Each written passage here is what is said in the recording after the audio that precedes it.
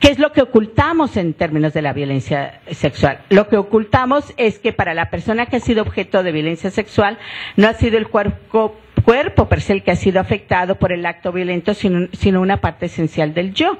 ¿Y por qué digo esto? Porque cada vez que me dicen, es que no hay nada corporal. Pues no hay nada corporal. ¿Y quién le dijo que a estos chiquitos usted les puede encontrar un daño físico si han sido abusados sexualmente? Menos si fue el padre, o el padrastro, o el abuelo. Los prepararon.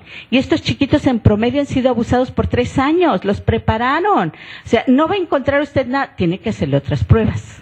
Y entonces tiene que saber qué tipo de pruebas le van a dar el resultado del tema de la violencia sexual. Entonces, que tengamos claro que efectivamente una violación es claramente identificable y otro tipo de violencias sexuales, pero una gran cantidad de la violencia sexual no es claramente identificable de acuerdo a los parámetros de la mirada jurídica, ¿no?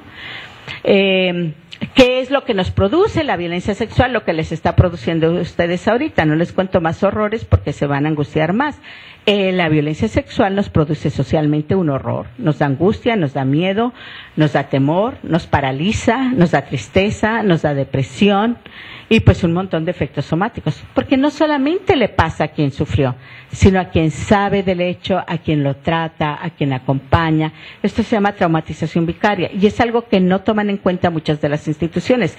Quien trabaja con este tema va a tener un efecto también sobre su propia vida y su propia experiencia. Tenemos la impotencia, porque todos conocemos a alguien que fue abusado sexualmente o alguien que fue violado, o sabemos de Ciudad Juárez, o sabemos de Tamaulipas, o sabemos de la Ciudad de México, o de la familia Reyes, o de Marisela que fue asesinada de un balazo en la cabeza. O sea, quien se atreve a denunciar corre un alto riesgo. Y eso es lo que le pasa a las víctimas. Y entonces, no solamente corre un alto riesgo, sino que cuando llega ahí es descalificada. Y entonces, ¿cómo podemos decirle a las mujeres que denuncien?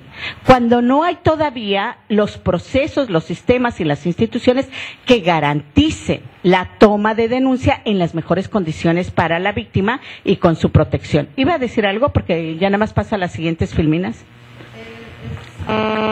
Relacionado a la impotencia, o sea, sí, pero no nada más eso, sino que la gente que está capacitada y específicamente las mesas para violencia no lo aplican, no lo entienden, lo soslayan, o si lo aplican, o sea, si llega a una denuncia, a una detención, luego resulta que hay un sistema jurídico que, como ya había dicho, queda en el criterio de la juez o el juez. No, el Ministerio Público, que es peor, ni siquiera en la llegada al juez. Ojalá que llegara al juez. Pero o sea, se desechan desde el Ministerio Público. Claro, y cuando llegan a hacer detenciones, luego ni siquiera lo sentencian. Bueno, nada más quisiera decir algo importante con el comentario que han hecho para poder pasar a los siguientes, y uno es que efectivamente el tema central es que tenemos que ver qué pasa en las instituciones, porque para que yo denuncie yo necesito saber que a donde voy a denunciar me van a respetar, me van a atender, va a haber un juicio, etcétera, para que no sea un costo para mí como víctima la denuncia. Ese es lo que se llama en sociología el efecto perverso. Hago leyes muy lindas y entonces les digo, por favor, miren qué bonita ley. Pero resulta que la aplicación de la ley no funciona. Eso es el efecto perverso. O sea, intento hacer un bien, pero operativamente no lo pongo a funcionar y tiene un efecto perverso, porque entonces yo, pues me dirás todo lo que quieras, que denuncie, pero yo no voy ahí a que me maltrate el señor que está a cargo de tal agencia que me va a maltratar. En México nos hemos peleado por las agencias especializadas en delitos sexuales. Bueno, eso no existe en todo el país. Y aún en las agencias especializadas de delitos sexuales tenemos que estar capacitando cada rato, porque el nivel de rotación del personal es tal que están entrando personas que en su vida habían trabajado esto. Y les digo, ¿por qué pasa eso? Porque un procurador no se da cuenta que tratar un tema de violencia sexual no es lo mismo que un robo de auto ni un delito financiero. O sea, estás trabajando con seres humanos y no puede entrar cualquier persona que sabe el ABC de cómo levantar una denuncia, porque está tratando con la integridad emocional de una persona. Entonces es un tema de nunca acabar. no solamente un tema de nunca acabar, sino que un tema de que no existen protocolos que especifiquen qué tipo de personas deberían de trabajar ahí, qué tipo de conocimiento, qué tipo de experiencia, qué tipo de cursos y qué tipo de especialización. Digo, porque claro, si yo voy a poner a mi prima que llegó y que necesitaba chamba en ese lugar, pues por supuesto, digo, pero si nunca en su vida estudió ni género, ni sabe lo que es violencia sexual, ni, pues sí será abogada, pero por favor. Claro, no hay protocolos, no hay normativas institucionales que garanticen la especialización. Y para acabarla de amolar, para quienes ya están trabajando ahí, especializadas o no, no les dan contención. Entonces, el trauma vicario y el burnout, que es lo que hace que no haya calidad de atención porque la gente está tan quemada que ya no escucha nada, y esa es una respuesta humana, o sea, tan quemada que escucha la historia de la víctima y se pone a pensar en lo bonito que está el cielo. ¿Qué me decía, señora? No escuchó la narrativa de la denuncia, porque está quemado, quemada. O sea, se está escapando, y ese es un mecanismo que ha sido estudiado ya muchísimo de que el burnout lo que hace es que haya mala calidad de atención. ¿Por qué? Porque le estamos exigiendo demasiado a los operadores, sin darles suficiente herramienta y suficiente capacitación. Por eso la nueva mirada es que hay que explorar los contextos institucionales que permiten o facilitan la desestructuración de la violencia. Y para que se desestructure la violencia tiene que haber operadores especializados y con contención, y con especialización para el tratamiento, acompañamiento de las víctimas de violencia. Yo les tengo que decir que si es horroroso darle seguimiento a una agencia especializada o a la fiscalía, porque me ha tocado hacerlo, de delitos sexuales, es cuando vemos los casos de niños y niñas y adolescentes. El nivel de maltrato, desconocimiento, o sea, ni siquiera saben entrevistar a un niño y a una niña. O sea, bueno, afortunadamente haré anuncio. Ya tenemos un programa bellísimo que hemos desarrollado en el Hospital Pediátrico de Iztapalapa, donde la toma de declaración de los chiquitos se hace con un muñeco virtual. El Ministerio Público es único, o sea, y esperamos que se reproduzca en muchos lugares. Pero es para combatir lo que ya sabemos que es la problemática institucional de no saber trabajar con niños. No son pediatras, no tienen la menor idea del desarrollo emocional, no tienen la menor idea de la memoria, no tienen la menor idea de trauma. Entonces lo que hacen es torturar a los chiquitos cuando les toman la declaración. Y entonces es otra victimización. Entonces, explorar los contextos institucionales es muy importante. Pero hay una responsabilidad del Estado. Y el Estado quiere decir el gobernador, el secretario de salud. O sea, no podemos seguirle diciendo a la ciudadanía, hagan algo, sigan peleando, sigan luchando, empobrecida, arrinconada por la violencia. O sea, eso se llama, obviamente, en términos sociológicos y de análisis, porque soy de una corriente de investigadores que estamos haciendo esto en Latinoamérica, el Estado le está pasando el costo a la ciudadanía y el Estado recibe los dineros para actuar de la ciudadanía. Entonces no puede abdicar de su responsabilidad. No puede llegar a decirle, a ver, ya me diste todo este ingreso para que yo le pague al procurador, pero ahora hagan más. Oye, perdón, ¿no? O sea, es lo fundamental de la democracia y la república. El Estado es un Estado que tiene recursos por nuestros impuestos. Y si tiene recursos por mis impuestos, yo le exijo que cumpla. Y si no, que renuncie, como estamos haciendo en una petición ahora.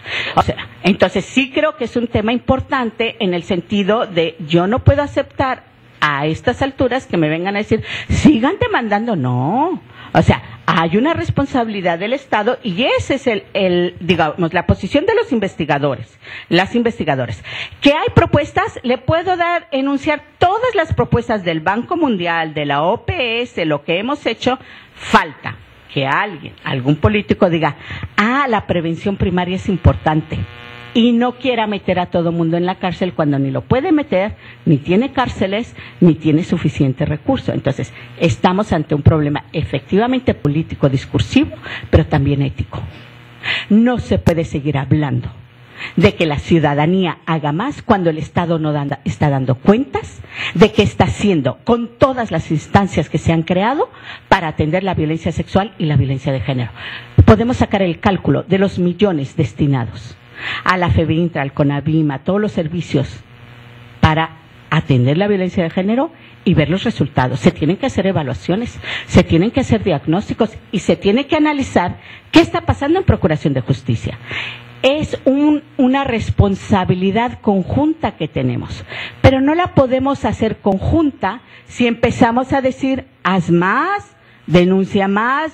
No, a ver, sentémonos a la mesa. Aquí están las propuestas, aquí están los análisis. Ahora sí, tomemos decisiones.